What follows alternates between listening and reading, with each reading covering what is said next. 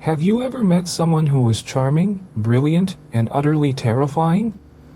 Someone who makes you feel like the only person in the room, until you realize they were just performing. These aren't just quirks, they are weapons. We are talking about the dark triad, a psychological cocktail of traits that can define a predator.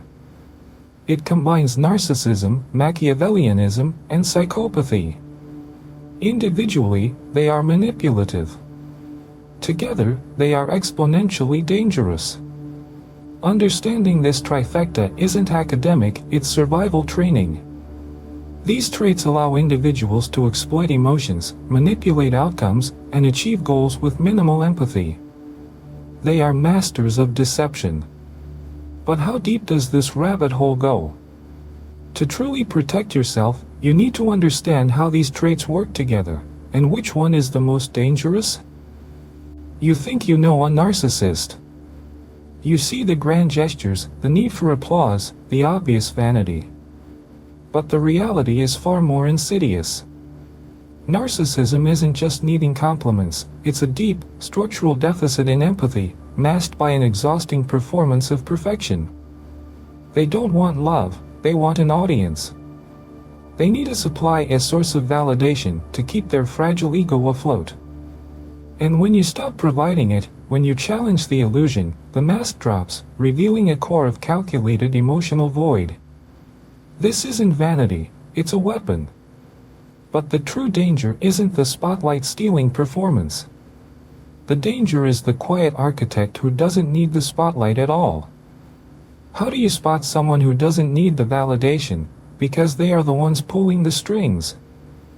If narcissism is about the spotlight and psychopathy is about the thrill, Machiavellianism is about the blueprint.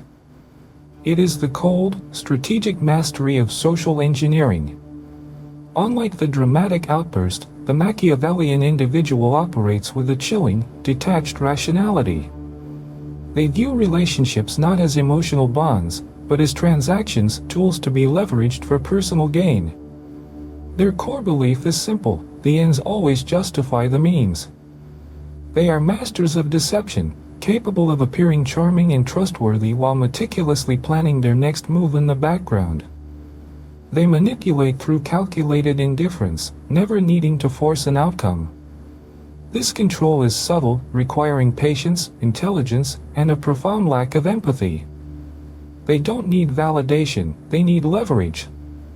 But understanding this calculated detachment forces us to ask, if the goal is always power, what emotional guardrails are left to protect us?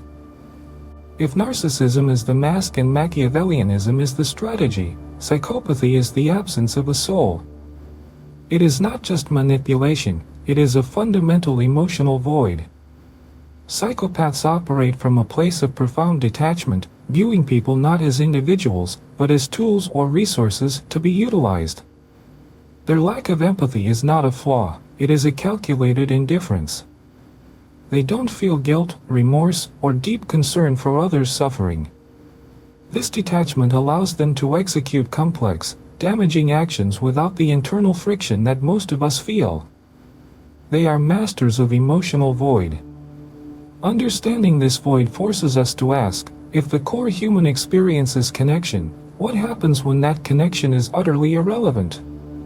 But the void is only half the story. Next, we examine the specific behavioral manifestations of this detachment, and the methods used to predict its danger. Forget the definitions. The real danger isn't any single trait, it's the cocktail. It's the perfect, terrifying synergy. Imagine the ultimate betrayal. The charming manipulator, narcissism, uses calculated emotional vacuum, Machiavellianism, to destabilize a target, while the underlying indifference, psychopathy, ensures they feel absolutely nothing.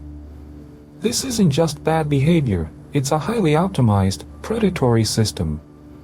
They don't just lie, they build elaborate, gaslighting ecosystems where you question your own reality.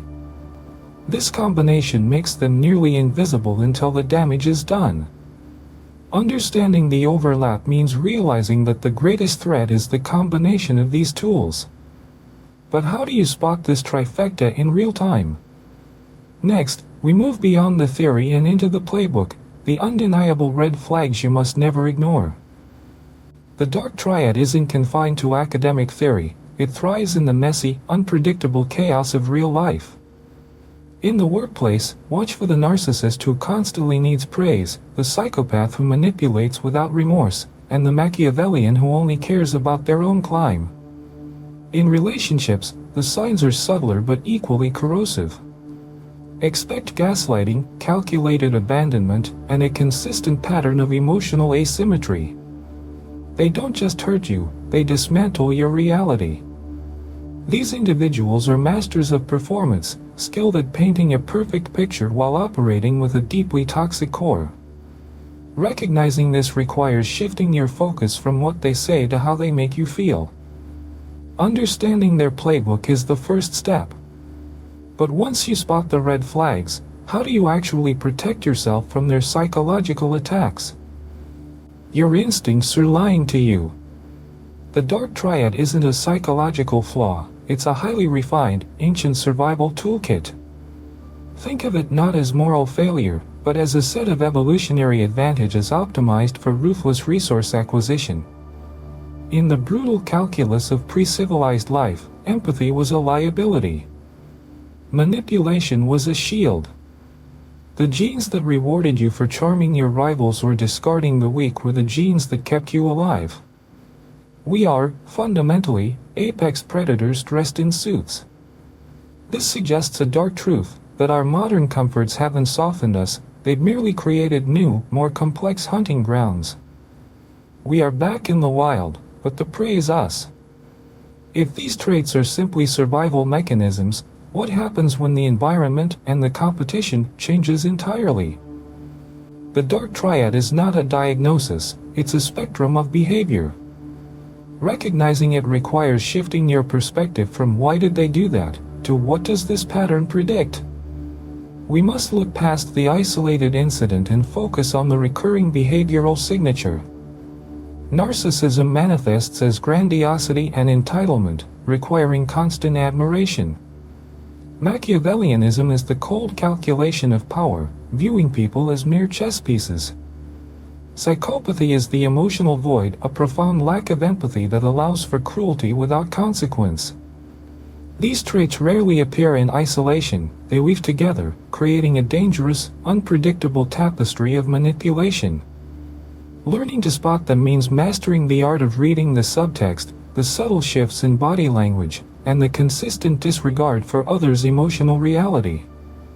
But understanding the signs is only the first step. How do you build impenetrable defenses when the enemy is embedded in your most trusted circles? You think knowing the signs of manipulation protects you? You're wrong. The danger isn't recognizing the patterns, it's when they're wearing the face of your most trusted ally. The dark triad operates in the blind spots, the trust, the nostalgia, the assumption of safety. They don't attack the obvious vulnerabilities, they exploit the emotional blind spots you refuse to acknowledge. Building a file on their behavior is a defensive luxury. It gives you data, but it doesn't build a shield.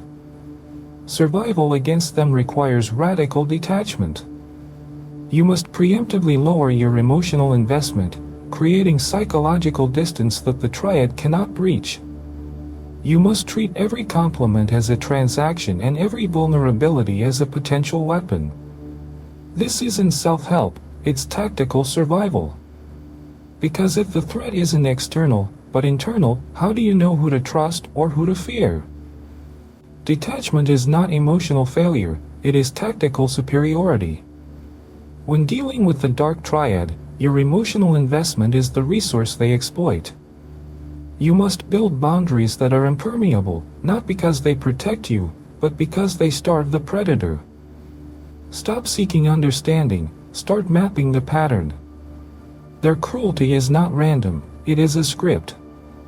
Observe the predictable cycle, the intense idealization, the sudden devaluation, and the swift discard. Recognize that the goal is not connection, it is control.